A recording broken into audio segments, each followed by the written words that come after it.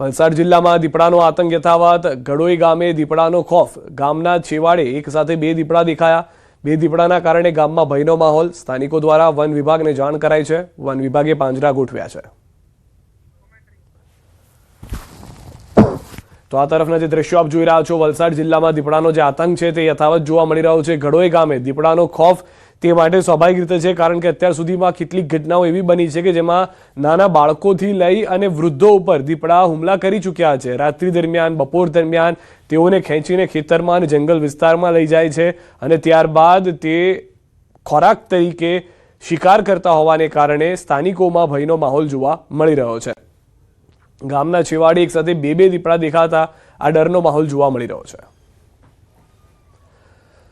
જંગલનો રાજા સિંહ જ્યારે શિકાર પર નીકળે ત્યારે ભલભલા પ્રાણીઓના મોતિયા મરી જાય, પણ અમરેલી જિલ્લામાંથી એક એવી અચંબિત કરી દે તેવી ઘટના સામે આવી છે, જ્યાં 1-2 નહીં પરંતુ પૂરા 7 સાવજો પર એક એકલી ગાય ભારે પડી છે. ઘટના છે અમરેલીના રાજુલા તાલુકાના ખારી ગામની. રાતના અંધારામાં શિકારની શોધમાં ભટકતું 7 સિંહોનું એક મોટું ટોળું ગામમાં ઘૂસી આવ્યું હતું. ગામમાં સન્નાટો હતો અને સાવજોની નજર એક ગાય પર પડી. ક્ષણવારમાં જ શિકારીઓએ પોતાની જાળ બિછાવી અને ગાયને ચારે બાજુથી ઘેરી લીધી. મોતને સામે જોઈને કોઈ પણ પ્રાણી હિંમત હારી જાય, પરંતુ આ ગાય અલગ જ માટીની બનેલી હતી. ગાયે હિંમત હાર્યા વગર નિડરતાથી સાવજોનો સામનો કર્યો. પોતાના જીવ બચાવવા ગાયે એવો રૌદ્ર અવતાર ધારણ કર્યો કે ગાયની આ બહાદુરી જોઈને જંગલના રાજાઓ પણ ડરી ગયા.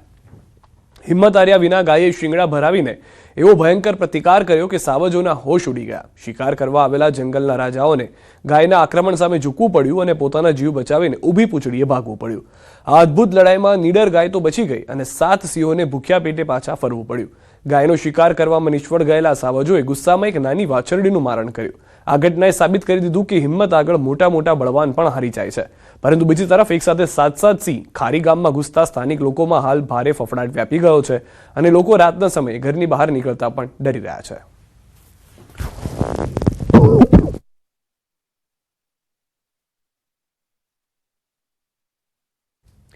તો અમરેલીથી સમાચાર. રાજુલાના મોટા આગરિયા ગામમાં સાવજો ત્રાટક્યા છે.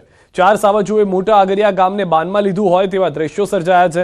ગામની શેરીઓમાં બિંદાસ ફરતા વનરાજાના ખોફથી રેઢિયાર પશુઓમાં ભાગદોડ છે.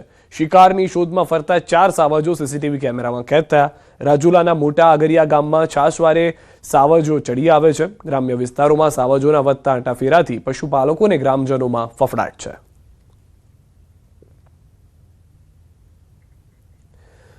ઉનામાં સિંહ અને ખેડૂતની અનોખી મિત્રતા જુઓ. નિર્ભય ખેડૂતનો વિડીયો સોશિયલ મીડિયામાં વાયરલ થયો છે. ઉનાના પાતાપુર ગામનો અનોખો વિડીયો આ વાયરલ થયો છે.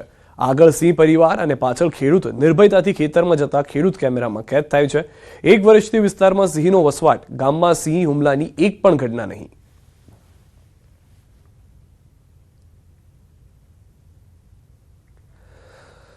જૂનાગઢની સોસાયટીઓમાં સિંહના ધામા જંગલમાંથી રહેણાંક વિસ્તારમાં પહોંચી રહ્યા છે. સિંહ શિકારની શોધમાં સિંહણ વાણંદ સોસાયટીમાં ઘૂસી હતી. પશુનો પીછો કરતી સિંહણની દોડધામ આવનાર જોવા મળી રહી છે અને આ ત્યાર દરમિયાન જ અવારનવાર આ સિંહોની અવરજવરથી સ્થાનિકોમાં ચિંતા જોવા મળી રહી છે. ગત રાત્રિની સમગ્ર ઘટના સીસીટીવીમાં પણ કેદ થઈ ગઈ છે. તો અવારનવાર સિંહોની અવરજવરથી સ્થાનિકો ચિંતામાં છે. આ પહેલી ઘટના નથી. આ પહેલા પણ આ રીતે સિંહણ ગામની અંદર ઘૂસી જાય છે. શિકારનો શોધમાં હોય તે પ્રમાણે સીસીટીવી જોવા મળે છે. ન ફક્ત તેટલું, કેટલીક વખત જે પાલતુ પશુઓ છે તેઓનો શિકાર પણ કરવામાં આવ્યો છે. તેમાં શ્વાનથી લઈ અને ગાય સુધીના શિકારના દ્રશ્યો જે છે ત્યાં ગામના લોકોએ જોયેલા છે. ગુજરાતના શહેરોમાં હવે વન્યજીવોનો આતંક જોવા મળી રહ્યો છે. સિંહ, દીપડા બાદ હવે સોસાયટીઓમાં ઘૂસ્યા છે મહાકાય મગર. જૂનાગઢ, ખેડા અને વડોદરામાં સર્જાયો છે ભારે ફફડાટ. ગરવા ગઢ ગિરનારની તળેટીમાં આવેલા જૂનાગઢના નીચલા દાતાર વિસ્તારમાં અચાનક મગર આવી ચડતા લોકોના જીવ તાળવે ચોંટ્યા. જોકે સ્થાનિક બહાદુર યુવાનોએ હિંમત બતાવીને મગરને પકડ્યો અને વન વિભાગે સુરક્ષિત રેસ્ક્યુ કર્યું. બીજી તરફ ખેડાના મહેમદાબાદમાં મગરોનો રીતસર આતંક જોવા મળ્યો. જીભાઈપુરા કચ્છી રોડ પર 12 ફૂટ લાંબો મહાકાય મગર દેખાતા સન્નાટો વ્યાપી ગયો. તો રીછોલ ગામમાં એક ઘરમાં 7 ફૂટનો મગર ઘૂસી ગયો. આ દિલધડક રેસ્ક્યુ ઓપરેશન દરમિયાન એક આરએફઓ અધિકારી પણ ઇજાગ્રસ્ત થયા. સંસ્કારી નગરી વડોદરાની દુમાડ ચોકડી પાસે પણ પાણીની વચ્ચે ભારે જહેમત બાદ 4.5 ફૂટ લાંબા મગરને વન વિભાગ અને હેમંત વઢવાણેની ટીમે સફળતાપૂર્વક ઝડપી લીધો. ચોમાસાની સિઝનમાં નદી તળાવો ઓવરફ્લો થતા મગરો બહાર આવી રહ્યા છે. વન વિભાગે લોકોને સતર્ક રહેવા અપીલ કરી છે.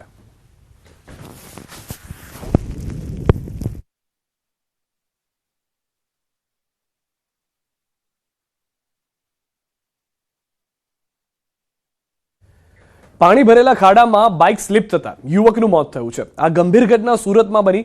સુરતના ગોડાદરા વિસ્તારમાં આહિર ચોકથી માનસરોવર સોસાયટી તરફ જતા માર્ગ પર વરસાદી પાણી ભરાયેલા 2 થી 3 ફૂટ ઊંડા ખાડામાં બાઇક સ્લીપ થઈ ગયું. આટલું જ નહીં, પૂરતી સ્ટ્રીટ લાઇટના અભાવે અંધારાને કારણે યુવકનું ઘટના સ્થળે જ કરુણ મોત નીપજ્યું. લાંબા સમયથી રસ્તાની બિસ્માર હાલત અને આશરે 150 ફૂટના માર્ગ પર 5 થી 7 જેટલા મોટા ખાડા હોવા છતાં વારંવારની સ્થાનિક રજૂઆતોને સુરત મહાનગરપાલિકા દ્વારા અણદેખી કરવામાં આવતા આ જીવલેણ દુર્ઘટના સર્જાઈ છે, જેના પગલે મૃતકના પરિવારજનો સહિત સ્થાનિકોમાં તંત્રની ઘોર બેદરકારી સામે ભારે આક્રોશ છવાયો છે અને જવાબદાર અધિકારીઓ સામે કડક કાર્યવાહી કરવાની માંગ પણ ઉઠી છે. અમદાવાદના શાહપુર વિસ્તારમાં પોલીસે ડુપ્લિકેટ દારૂ બનાવતી ફેક્ટરીનો પર્દાફાશ કર્યો છે. વિકી ઉર્ફે મંગો ચૌહાણ પોતાના સાગરીતો સાથે મળી પોતાના જ મકાનમાં ફેક્ટરી ચલાવતો, હલકી ગુણવત્તાનો દારૂ મિશ્રિત કરીને મોંઘી બ્રાન્ડના નામે બોટલોમાં ભરી વેચાણ કરતો.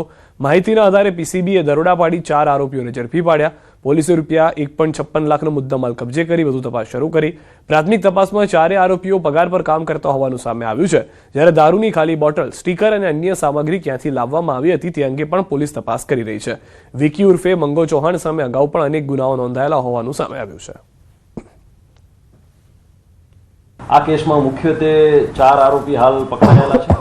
દેવાંગ જાની, દેવ પટેલ, મનદીપ ભાવસાર અને કૈલાશ બોડાણા. મુખ્ય આરોપી છે આમાં જે કલ્પ્રિટ છે એ છે વિકી ઉર્ફે મંગો કનુભાઈ ચૌહાણ, જે મઢવાડી પોળમાં રહે છે, મોઢવાડી પોળમાં, અને એના ઘરમાં જ આ નકલી દારૂની ફેક્ટરી પકડાણી છે.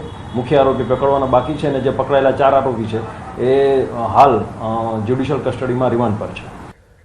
સુરતમાં ફ્રેન્ડશિપ ડેના દિવસે જ વેપારીને આત્મહત્યા માટે મજબૂર કરનાર 3 મિત્ર ઝડપાયા છે. સરથાણા વિસ્તારમાં રહેતા વેપારી રાજેશ કુજડિયાએ 30 જુલાઈએ આત્મહત્યા કરી. પોલીસ તપાસમાં ખુલાસો થયો છે કે આરોપીઓએ 17,32,000 રૂપિયાના ઉછીના લીધા બાદ પરત કર્યા નહોતા અને મ્યુલ એકાઉન્ટ ખોલાવી સાયબર ક્રાઇમમાં ફસાવવાની ધમકી આપી હતી. એટલું જ નહીં, પૈસા નથી તો મારી જાઓ કહી માનસિક ત્રાસ આપતા હતા. અને ત્યારબાદ તપાસમાં એ પણ બહાર આવ્યું છે કે સતત દબાણ અને હેરાનગતિથી કંટાળીને વેપારીએ આત્મહત્યાનું પગલું ભર્યું હોવાનું પોલીસનું કહેવું છે. સમગ્ર મામલે પોલીસે 3 આરોપીની ધરપકડ કરી વધુ તપાસ શરૂ કરી છે.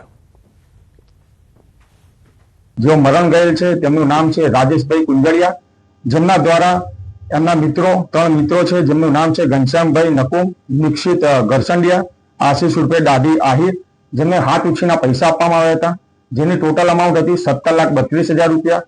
જ્યારે મરણ જનારને પૈસાની જરૂર હતી ત્યારે પૈસા પાછા માંગતા આ 3 આરોપીઓ દ્વારા પૈસાની પાછા આપવાની સ્પષ્ટ ના પાડી દેવામાં